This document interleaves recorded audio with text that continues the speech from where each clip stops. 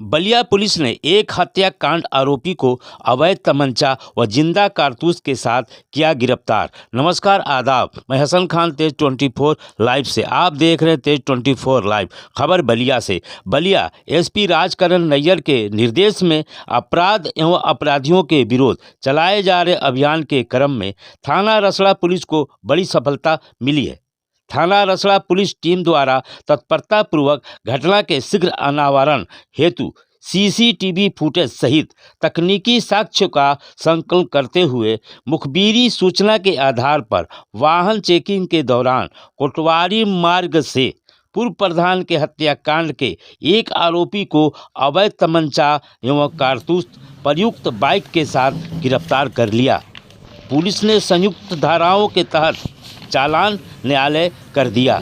आगे जानकारी के लिए पुलिस अधीक्षक का बयान। में दिनांक 16 फरवरी 2023 को एक हत्या का मामला हुआ था, जिसके संबंध में थाना रसड़ा पे मुकदमा अपराध संख्या 65/2023 धारा 302 के तहत पंजीकृत हुआ था, जिसमें गढ़वार के ग्राम असनवार के रहने वाले श्री सुरेश वर्मा जी का गोली मार करके उनकी हत्या कर दी गई थी। इस संबंध में मामला तुरंत पंजीकृत कर इस मामले के अनावरण हेतु विभिन्न टीमों का गठन किया गया था।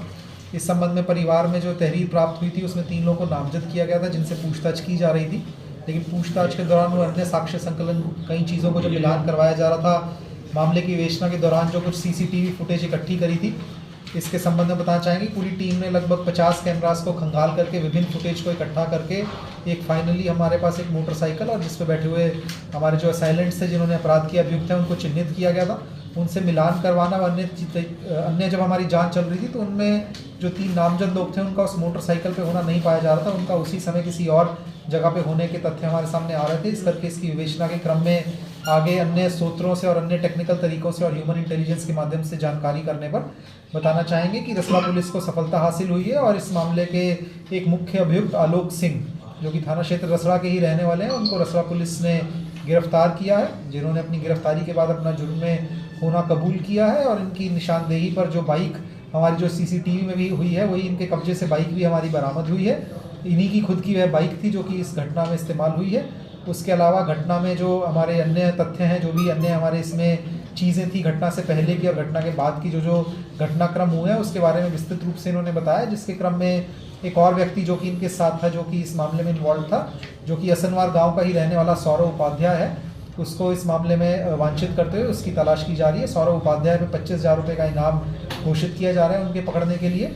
जो मुख्य कारण अब तक हत्या का पता चला है वह सौरव उपाध्याय के पिताजी श्री देवेंद्र उपाध्याय और मृतक श्री सुरेश वर्मा जी के बीच में ज़मीन को लेकर के एक विवाद था, जो कि उनकी आसपास ज़मीन है जिसके बीच में रास्ता और जो ज़मीन सुरेश वर्मा जी के पास थी उसको सौरव उपाध्याय के पिताजी भी क्रय करना चाहते थे।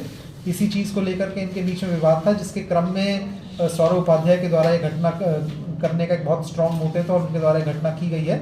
इसी के क्रम में हमारे द्वारा आज आलोक सिंह को माननीय न्यायालय के सामने पेश करके इनको न्यायिक हिरासत में भेजा जा रहा है और अग्रिम विधिक कार्रवाई प्रचलित है। जो भी आगे प्रगति होगी आपको बताया जाएगा। फिलहाल घटना में प्रयुक्त मोटरसाइकिल और एक अभियुक्त को गिरफ्तार कर लिया गया है। इनकी गिरफ्तारी कहाँ से हुई है? थाना क्षेत्र रसड़ा से इनकी गिरफ्तारी। आलोक और सौरव इनका प्रेस नोट में आपराधिक इतिहास जो है पूर्व का दे रखा है। आलोक और सौरव उपाध्याय में कनेक्शन क्या है, किससे विवाद चल रहा था?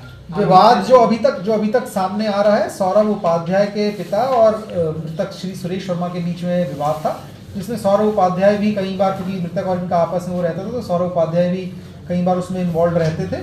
और इन दोनों के संबंध के बारे में जो तक पता चला है, सौरव उपाध्याय आलोक सिंह के यहाँ पे ही काम करते थे और इसके यहाँ पे ड्राइवरी का काम करते थे और इससे महीने का 8,000 रुपये वेतन लेते थे।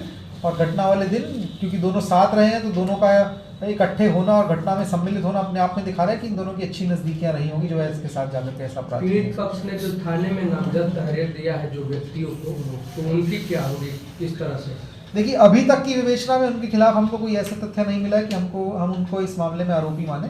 लेकिन जैसा कि मैंने आपको कहा कि अभी भी हमारी विवेचना प्रचलित है, अभी एक अभियुक्त का पकड़ा जाना बाकी है, तो उनकी भूमिका पे इस पूरे अपराध में इस समय टिप्पणी करना उचित नहीं होगा। लेकिन आज की डेट में अभी तक हमको कोई ऐसा तथ्य नहीं मिला है, तो फिलहाल हम उन लोगों को गिरफ्तार कर माननीय न्यायालय नहीं भेज रहे हैं।